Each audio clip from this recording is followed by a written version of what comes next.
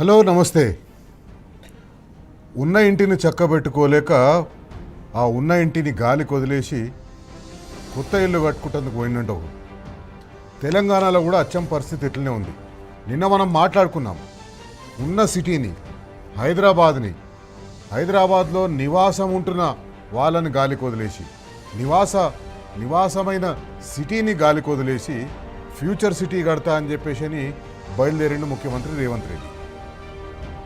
హైదరాబాద్లో ట్రాఫిక్ అస్తవ్యస్తం అయిపోయింది. హైదరాబాద్లో మురుగునీటి అస్తవ్యస్తం అయిపోయింది. హైదరాబాద్లో పారిశుద్ధ్యం అస్తవ్యస్తం అయిపోయింది. ఇవన్నీ పక్కకు పెట్టేసి, ఎందుకంటే మున్సిపల్ అడ్మినిస్ట్రేషన్ మినిస్టర్ కూడా ఆయనే ఉన్నాడు, పురపాలక శాఖ మంత్రి రేవంత్ రెడ్డి ఉన్నాడు. హైదరాబాద్ని పట్టించుకుంటలేడు. హైదరాబాద్ని పట్టించుకోవడం బంద్ చేసి కొత్త ఫ్యూచర్ సిటీ కడతా, సింగపూర్ న్యూయార్క్ లాగా సిటీని కడతా అని చెప్పేసి బయలుదేరిండు. అచ్చం అట్లనే ఆయన దగ్గరనే ఉన్న ఇంకొక శాఖ విద్యాశాఖని కూడా ఇదే రకంగా ఉన్నది సరిచేయలేక, ఉన్నది నడిపించలేకపోతున్నాడు. కానీ కొత్త ఏదో చేస్తా అని చెప్పేసి బయలుదేరిండు.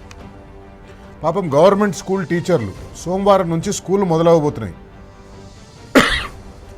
నిజానికి స్కూళ్ళు ఈరోజు నుంచి మొదలు కావాలి, కానీ దీన్ని సోమవారానికి వాయిదా వేసింది. గవర్నమెంట్ స్కూళ్ళలో పనిచేస్తున్న టీచర్లందరూ ఎంతో కష్టపడి గవర్నమెంట్ స్కూల్లో ఎన్రోల్మెంట్ పెంచేందుకు ప్రయత్నాలు చేస్తున్నారు.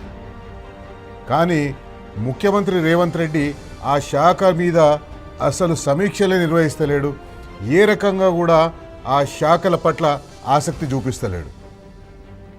పేద విద్యార్థుల చదువులు, గవర్నమెంట్ స్కూళ్ళల్లో చదువుకునే విద్యార్థుల చదువులు గాలికి పోయినా పర్వాలేదు అన్నట్టు చూస్తున్నాడు. సరే, గవర్నమెంట్ స్కూళ్ళల్లో చదువుతున్న విద్యార్థులు వాళ్ళని పట్టించుకుంటలేడు. గవర్నమెంట్ స్కూళ్ళల్లో ఇట్లా పట్టించుకుంటలేరు కాబట్టి అప్పో సొప్పో చేసి వచ్చిన ఆదాయంలో ఎంతో కొంత తీసి పిల్లలను ప్రైవేట్ స్కూళ్ళకు పంపిస్తేందుకు తల్లిదండ్రులు సిద్ధమవుతున్నారు. మనకు ఒకసారి తెలంగాణలో కాంగ్రెస్ పార్టీ వచ్చిన తర్వాత డ్రాప్అవుట్ రేట్, అంటే స్కూళ్ళ నుంచి గవర్నమెంట్ స్కూళ్ళ నుంచి వెళ్ళిపోతున్న వాళ్ళ సంఖ్య, దీన్ని డ్రాప్అవుట్ రేట్ ఎందుకని, గవర్నమెంట్ స్కూళ్ళ నుంచి వెళ్ళిపోతున్న వాళ్ళ సంఖ్య గణనీయంగా తగ్గిపోయింది. తెలంగాణ రాష్ట్రం ఏర్పడ్డ తర్వాత 2024-25 తర్వాత ప్రైమరీ స్కూళ్ళల్లో 9,77,864 మంది విద్యార్థులుంటే అది ఇప్పుడు 9,03,556 మంది విద్యార్థులకు వచ్చింది. అంటే 74,308 మంది విద్యార్థులు గవర్నమెంట్ స్కూళ్ళ నుంచి వెళ్ళిపోయినారు. గవర్నమెంట్ స్కూళ్ళల్లో చదువుతలేరు. గవర్నమెంట్ స్కూళ్ళల్లో ఎన్రోల్మెంట్ శాతం తగ్గింది. అట్లాగే అప్పర్ ప్రైమరీ సెక్షన్స్లో అప్పర్ ప్రైమరీ ఎందుకు చెప్తున్నాం అంటే, ఇవి నైబర్హుడ్ స్కూల్స్, అంటే పిల్లలకు అందుబాటులో ఉండే స్కూళ్ళు, ఈ గవర్నమెంట్ స్కూళ్ళు, ఈ neighbourhood schools. Upper primary section అంటే 7వ తరగతి వరకు. అప్పర్ ప్రైమరీ సెక్షన్లో 2024-25 సంవత్సరంలో 5,97,345 మంది పిల్లలు చదువుతుంటే 2025-26 సంవత్సరంలో ఆ సంఖ్య 5,24,124 పడిపోయింది. అంటే దాదాపు 73,221 మంది విద్యార్థులు అప్పర్ ప్రైమరీ సెక్షన్ నుంచి గవర్నమెంట్ స్కూళ్ళు వదిలిపెట్టేసి ప్రైవేట్ స్కూళ్ళల్లో పోయి చేరిండ్రు. మొత్తం చూసుకున్నట్టయితే 1,25,601 మంది గవర్నమెంట్ స్కూళ్ళల్లో చదువుతున్న వాళ్ళు బయటికి పోయినరు.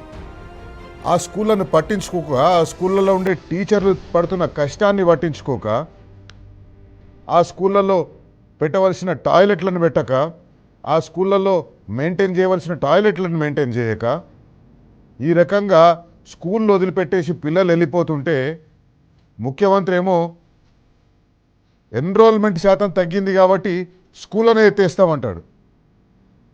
దాదాపు 27,000 స్కూళ్ళు ఉన్న తెలంగాణ రాష్ట్రంలో 27,000 స్కూళ్ళ నుంచి 4,000 స్కూళ్ళకు తీసుకొస్తామని మొన్న బెంగళూరులో ఒక పత్రిక వాళ్ళు నిర్వహించిన సమావేశంలో చెప్పిండు ఆయన.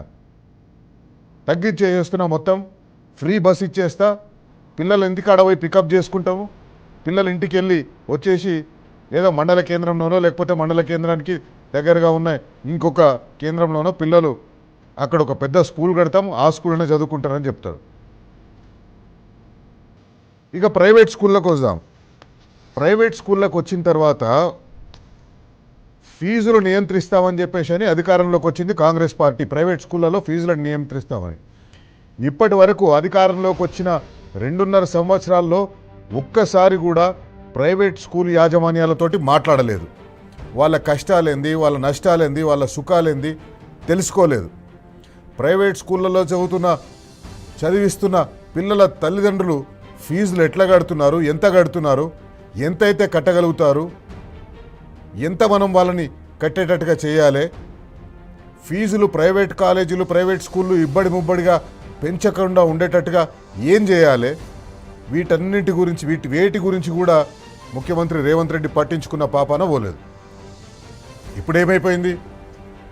సోమవారం నుంచే స్కూల్ మొదలైపోతున్నాయి. కొన్ని స్కూళ్ళు అయితే ఈ రోజు నుంచే నిన్నటి నుంచే మొదలు పెట్టేసినాయి. ఆ స్కూళ్ళల్లో ఈసారి ఫీజులు చూస్తే తల్లిదండ్రుల దిమ్మ తిరిగిపోతుంది. తల్లిదండ్రులు ఆ ఫీజులు చూసి ఈ ఫీజులు ఏం ఫీజులు ఇవి, ఎట్లకెళ్ళి కట్టాలి, ఏడికెళ్ళి తీసుకొచ్చి కట్టాలి. ముందుగా రేవంత్ రెడ్డి చెప్పినట్టుగానే రాష్ట్రంలో ఆర్థిక పరిస్థితి దయనీయంగా ఉంది. వ్యాపారాలు నడుస్తలేవు, కిరాణా షాపులు నడుస్తలేవు, మాల్లు నడుస్తలేవు, రియల్ ఎస్టేట్ వ్యాపారం అయితే మొత్తానికే పోయింది. ఇవేవీ లేకుండా, చేతిలో పైసలు లేకుండా, పైసలు సంపాదించే మార్గాలు తగ్గిపోయిన తర్వాత ఇంతింత ఫీజులు పెట్టి పిల్లలని స్కూళ్ళల్లో ఎట్లా చదివిస్తారనుకుంటున్నారు? అందుకే ఈరోజు ప్రైవేట్ స్కూళ్ళల్లో ఉన్న పిల్లల తరఫున, వాళ్ళ తల్లిదండ్రుల తరఫున, ప్రభుత్వ పాఠశాలలో చదువుతున్న పిల్లల తరఫున, వాళ్ళ తల్లిదండ్రుల తరఫున, ప్రభుత్వ స్కూళ్ళలో పనిచేస్తున్న ఉపాధ్యాయుల తరఫున వసతులు సౌలతులు ఇవ్వకపోతే ఎట్లకెళ్ళి పిల్లలు వచ్చి చేరుతారు? ఎట్లకెళ్ళి మీరు నియమించిన ఉపాధ్యాయులు వాళ్ళకు పాఠాలు చెప్తారు? సౌలతులు ఇవ్వకుండా పిల్లలు స్కూల్ విడిచిపెట్టిపోయేటట్టు మీరు చేసి ఇప్పుడు స్కూళ్ళలో సంఖ్య తగ్గిపోయింది కాబట్టి మేము టీచర్లను తగ్గిస్తామని, స్కూళ్ళను తగ్గిస్తామని, ఈ రకంగా దుర్మార్గంగా రాష్ట్రంలో ప్రభుత్వం వ్యవహరిస్తుంది. విద్యాశాఖ మంత్రి నిన్న ఢిల్లీలో నీతి ఆయోగ్ నిర్వహించిన సమావేశంలో ముఖ్యమంత్రి మాట్లాడుకుంటా స్కూల్ ఎడ్యుకేషన్ డిపార్ట్మెంట్ని నా దగ్గరనే పెట్టుకున్నా, ఎందుకంటే నేను దాన్ని ఉద్ధరిస్తా అని చెప్పేసాను. యంగ్ ఇండియా ఇంటర్నేషనల్ స్కూళ్ళు నేను కడుతున్నా అని చెప్పేసిన 21,000 కోట్ల రూపాయలతోటి యంగ్ ఇండియా ఇంటర్నేషనల్ స్కూళ్ళు కడుతున్నా అని చెప్తున్నాడు. ఆ 21,000 స్కూళ్ళల్లో సరే నువ్వు కట్టుకో, యంగ్ ఇండియా ఇంటర్నేషనల్ స్కూళ్ళు కట్టుకో, కానీ ఆ స్కూల్ అయ్యేంత వరకైనా ఉన్న స్కూళ్ళని కాపాడుకోవాలి కదా. ఆ స్కూల్ అయ్యేంత వరకైనా ఉన్న స్కూళ్ళలో విద్యార్థులు వచ్చేటట్టుగా చూడాలి కదా. ఆ స్కూల్ అయ్యేంత వరకైనా ఉన్న స్కూళ్ళలో ఉపాధ్యాయులు విద్యార్థులకు పాఠాలు చెప్పేటట్టు చేయాలి కదా. అవి ఏవీ చేయకుండా వాటిని గాలికి వదిలేసి, వాటిని వదిలేసి 21,000 కోట్ల రూపాయలతోటి యంగ్ ఇండియా ఇంటర్నేషనల్ స్కూళ్ళు కడతామంటున్నాడు. 21,000 కోట్ల రూపాయల యంగ్ ఇండియా ఇంటర్నేషనల్ స్కూళ్ళు కేవలం కమిషన్ల కోసమే మీరు కడుతున్నారు. విద్యాశాఖ మంత్రిగా నేనే ఉన్నా కాబట్టి విద్యాశాఖ నా దగ్గరనే పెట్టుకున్నా, నాకు విద్య అంటే చాలా ఇష్టం అని చెప్తున్నారు ముఖ్యమంత్రి రేవంత్ రెడ్డి గారు. మిగతా రాష్ట్రాల ముఖ్యమంత్రులను కూడా వచ్చి మా దగ్గర చూడండి అని చెప్తున్నారు. ఏం చూపిస్తారు వాళ్ళు వచ్చినప్పుడు? ఇప్పుడున్న ప్రభుత్వ పాఠశాలను చూపిస్తారా? చూపించే ధైర్యం మీకుందా? ఇప్పుడున్న ప్రభుత్వ పాఠశాలలో పనిచేస్తున్న టీచర్లతోటి మీరు నిర్వహిస్తున్న శాఖలో ఏ రకంగా అవకతవకలు జరుగుతున్నాయి, ఏ రకంగా మీరు నిర్లక్ష్యం చేస్తున్నారు, దాన్ని గురించి ఉపాధ్యాయులను మాట్లాడనిస్తారా? ఇవన్నీ ఏది కాదు. ముఖ్యమంత్రి రేవంత్ రెడ్డి మాత్రం తాను హిట్లర్, ఏది చేయాలనుకుంటే అది చేసేస్తున్నాడు. అది ప్రజలకు మంచి చేస్తుందా, ప్రజలకు చెడు చేస్తుందా, ప్రజలకు ఉపయోగపడుతుందా, ప్రజలు దాన్ని హర్షిస్తున్నారా, ఇవేవి ఆలోచించడు. హైడ్రా విషయంలో మనం చూసినాం, ప్రజలు తిట్టిపోస్తుంటే కూడా ఆయన నేను డెమాలిషన్ లైక్ ఎనీథింగ్ అని చెప్పేసి అని మాట్లాడుతున్నాడు. ఇప్పుడు అదే డెమాలిషన్ లైక్ ఎనీథింగ్ తెలంగాణలో విద్యా వ్యవస్థ మీద కూడా జరుగుతుంది. మనం ఇంతకుముందు ఈ వారంలోనే మాట్లాడుకున్నాం. స్కూల్ ఫీజు రీయింబర్స్మెంట్ పథకాన్ని ఏ రకంగా నీరుగారుస్తున్నారు. ఫీజు రీయింబర్స్మెంట్ పథకం వల్ల బడుగు పేద బలహీన వర్గాల ప్రజలు చదువుతుంటారు. ఎస్సీ ఎస్టీ మైనారిటీలు, బీసీలు, ఈబీసీలు, వికలాంగులు, వీళ్ళకిచ్చే ఫీజు రీయింబర్స్మెంట్ మీద ప్రభుత్వం ఏ రకంగా నిర్లక్ష్యంగా వ్యవహరిస్తుందో మనం చూసినాం. ఇప్పుడు ఈ స్కూళ్ళు ప్రారంభమవుతుంటే ఈ స్కూళ్ళల్లో విద్యార్థులకు ఇవ్వవలసిన యూనిఫారాలు, విద్యార్థులకు ఇవ్వవలసిన బూట్లు, విద్యార్థులకు ఇవ్వవలసిన పాఠ్యపుస్తకాలు ఇవి ఉన్నాయా లేవా, ఎప్పుడు ఇస్తారు, ఏ స్టేటస్లో ఉన్నాయి అవి, స్కూల్ బుక్కులు ప్రింట్ అయినాయా లేదా, ఎన్ని ప్రింట్ అయినాయి, ఎప్పుడు ఇస్తారు, ఇవేవీ లేదు. స్కూల్ యూనిఫారాలకు సంబంధించి ఈ పాటికే పిల్లలకు స్కూల్ యూనిఫారాలు అందాలి. స్కూల్ మొదలైనప్పుడు మొదటి రోజు స్కూల్ యూనిఫామ్ వేసుకొని పోవాలని చెప్పేసి పిల్లలు చాలా ఆతృతగా ఎదురు చూస్తుంటారు. కానీ ఆ స్కూల్ యూనిఫారాలు ఇప్పటి వరకు పిల్లలకు అందనే లేదు. ఎందుకు అందలేదు? తెలంగాణ రాష్ట్రం ఏర్పడ్డ తర్వాత తెలంగాణలో ఉన్న పవర్ లూమ్ వర్కర్స్ కానీ హ్యాండ్లూమ్ వర్కర్స్ కానీ చేతి నిండా పని ఉండాలని చెప్పేసి ప్రభుత్వం తెలంగాణ స్టేట్ హ్యాండ్లూమ్స్ కోఆపరేటివ్ టెస్కోకు పిల్లల స్కూల్ యూనిఫార్మర్ల కాంట్రాక్ట్లు ఇచ్చేది. ఈ సంవత్సరం కూడా ఈ కాంట్రాక్ట్ మాకు ఇవ్వండి అని చెప్పేసి ఆ ప్రభుత్వ రంగ సంస్థ ప్రభుత్వానికి రాస్తే ఆ ప్రభుత్వ రంగ సంస్థను ఏం చేసిండ్రు, మీకు తోటి కాదు, మీకు చేత కాదని చెప్పేసి కమిషన్ల కోసం ఎక్కడనో గుజరాత్లో స్కూల్ యూనిఫారాలు తయారయ్యేటట్టుగా ఒప్పందం చేసుకున్నారు. అట్లాగే బూట్లు, స్కూల్ పిల్లలకి ఇచ్చే బూట్లలో కూడా స్కాములు చేస్తున్నది Congress party. Leather industries development corporation of Telangana అని ఒకటి ఉంటుంది. Leather industries development corporation of Telangana, lid TG. ఇది ఇంతకుముందు లిడ్ క్యాప్ అంటుండేదాన్ని. ఆ లిడ్ క్యాప్కు బూట్ల తయారీ బిజినెస్ని వాళ్ళకి ఇచ్చేది. దాంతో ఆ లిడ్ క్యాప్ కూడా లిడ్ టీజీ కూడా బతికేది. కానీ ఇప్పుడు ఏం చేసిండ్రు, ఆఖరికి స్కూలు పిల్లలకి ఇచ్చే బూట్లని కూడా ప్రైవేట్ కాంట్రాక్టర్లకు ఇచ్చి ప్రైవేట్ సంస్థలకు ఇచ్చి దాంట్లలో కూడా కమిషన్లు. ఎక్కడ కమిషన్లు వస్తాయంటే అక్కడ వీళ్ళు దాన్ని ఆప్ట్ చేసుకుంటారు. ఈ రకంగా తెలంగాణలో విద్యా వ్యవస్థని ముఖ్యమంత్రి రేవంత్ రెడ్డి, విద్యాశాఖ మంత్రిగా ఉన్న ముఖ్యమంత్రి రేవంత్ రెడ్డి భ్రష్టు పట్టిస్తున్నారు. ఈరోజు మనం అందరం నిలబడాలి, తెలంగాణలో విద్యార్థుల పక్షాన నిలబడాలి, తెలంగాణలో ఉన్న ఉపాధ్యాయుల పక్షాన నిలబడాలి, ప్రభుత్వ పాఠశాలలో అగుంఠిత దీక్షతో పనిచేస్తున్న ఉపాధ్యాయుల పక్షాన నిలబడాలి. వాళ్ళని చక్కగా పని చేయిస్తలేరు, వాళ్ళ స్కూళ్ళకు వచ్చే పిల్లల్ని వాళ్ళ స్కూళ్ళకు రాకుండా చేస్తున్నారు. మంచి మంచి పాఠాలు చెప్పే టీచర్లు మన దగ్గర ఉన్నారు. వాళ్ళందరినీ కూడా విస్మరించి ఆ పిల్లలు గవర్నమెంట్ స్కూళ్ళను వదిలిపెట్టేసి అందుబాటులో ఉన్న ప్రైవేట్ స్కూళ్ళకు పోయే ఏర్పాట్లను ముఖ్యమంత్రి చేస్తున్నాడు. ఆ ప్రైవేట్ స్కూళ్ళకు పోయే ఏర్పాట్లను ముఖ్యమంత్రి చేసిన తర్వాత ఆ ప్రైవేట్ స్కూళ్ళనన్నా నియంత్రిస్తున్నాడా? అక్కడ ఫీజుల మీదనైనా ఏదైనా ప్రభుత్వానికి నియంత్రణ ఉందంటే అది కూడా లేదు, దాన్ని కూడా గాలికి వదిలేసిండు. స్కూళ్ళు ప్రారంభానికి 15-20 రోజుల ముందు ఒక ముఖ్యమంత్రి అనేవాడు లేదా ఒక విద్యాశాఖ మంత్రి అనేవారు ఒక సమావేశం ఏర్పాటు చేసుకోవాలి అందరితోటి, స్టేక్ హోల్డర్స్ తోటి, టీచర్లతోటి, ప్రైవేట్ స్కూల్ యాజమాన్యాలతోటి, గవర్నమెంట్ స్కూల్ టీచర్లతోటి. కానీ ఇవేవీ చేయలేదు. ఈ స్కూళ్ళ ఫీజు నియంత్రణకు సంబంధించి పేరెంట్స్ అసోసియేషన్ ఉన్నాయి. ఆ పేరెంట్స్ అసోసియేషన్ వాళ్ళు ఏం మొత్తుకుంటున్నారంటే, ఇంతకు ముందు ఒక విద్యాశాఖ మంత్రి మనకు ఉంటుండే, ఆ విద్యాశాఖ మంత్రి దగ్గర పోయి మేము చెప్పుకునేటోళ్ళము, అయ్యా ఈ సంవత్సరం స్కూల్ ఫీజులు తక్కువ పెంచేటట్టుగా చూడండి, ఈ సంవత్సరం స్కూల్ ఫీజులు ఇబ్బడిముబ్బడిగా పెంచకుండా చూడండి అంటే ఆ విద్యాశాఖ మంత్రి ఆ స్కూల్ యాజమాన్యాలు పిలిపించి మాట్లాడి ఎంత సహేతుకమో, ఎంత పెంచితే సహేతుకమో అంత పెంచేటట్టుగా చూసేవాళ్ళు. కానీ ఇప్పుడు విద్యాశాఖ మంత్రి లేడు, ముఖ్యమంత్రి అందుబాటులో ఉన్నాడు. జూబ్లీ హిల్స్ ప్యాలెస్లోకి ఎవరికి పోతానికి అనుమతి లేదు.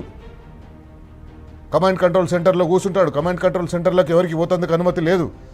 సెక్రటేరియట్లో పోతారు, సెక్రటేరియట్లో పోతానికి ఎవరికి అనుమతి లేదు. మరి ఈ పేరెంట్స్, ఈ ప్రైవేట్ స్కూళ్ళలో పిల్లల్ని చదివిస్తున్న తల్లిదండ్రులు ఎక్కడికి పోవాలి, ఎవరికి చెప్పుకోవాలి? ఎవరికి చెప్పుకోలేని పరిస్థితి ఉందని చెప్పి వాళ్ళు వాపోతున్నారు. ఇది ఈరోజు తెలంగాణలో ముఖ్యమంత్రి చేస్తున్న అరాచకం. అందుకే మనం అందరం నిలబడాలి, తెలంగాణను కాపాడుకోవాలి. మనం తెలంగాణ ఎట్లొచ్చిందో మనకందరికీ తెలుసు.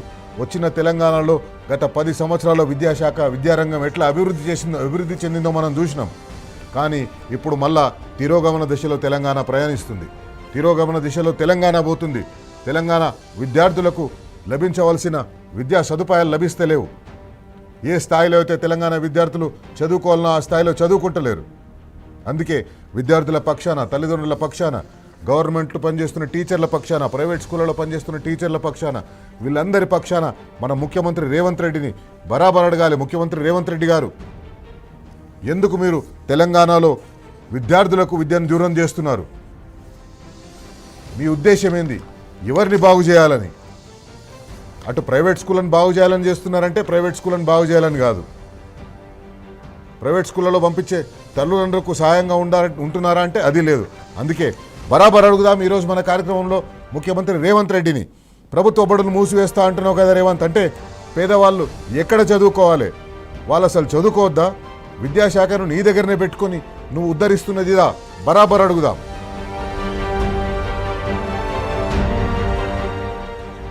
ప్రైవేట్ స్కూళ్ళల్లో ఫీజుల పైన నియంత్రణ లేదు. మనం తమిళనాడులో చూసినాం. తమిళనాడులో విజయ్ ముఖ్యమంత్రి కాగానే ఒక జీవో తీసుకొచ్చేసి ఫీజుల మీద ఒక క్యాప్ పెట్టిండు. ఇంతకంటే ఎక్కువ ఫీజులు మీరు తీసుకోవద్దని. మీరు 2.5 సంవత్సరాలు అయింది ఇదే వాగ్దానం చేసి అధికారంలోకి వచ్చిండ్రు, కానీ ఇంతవరకు దాని గురించి పట్టించుకుంటలేరు. దాని గురించి పట్టించుకునే తీరిక మీకు లేదు. మీ రియల్ ఎస్టేట్ వ్యాపారాలు మీకైనాయి, మీ ఫ్యూచర్ సిటీ మీకైంది. దాని మీద ఉన్న శ్రద్ధ మీరు విద్యార్థుల మీద లేదు, విద్యార్థుల తల్లిదండ్రుల మీద లేదు. అందుకే ముఖ్యమంత్రి రేవంత్ రెడ్డిని బరాబర్ అడుగుదాం. ఫీజుల నియంత్రణ కోసం మీరు చట్టం తెస్తామన్నారు కదా, ఏమైంది?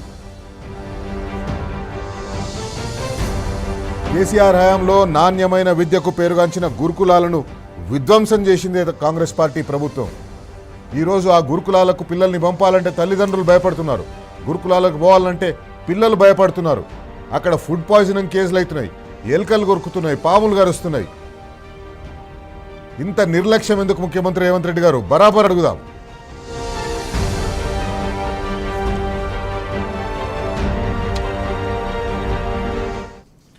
రైట్.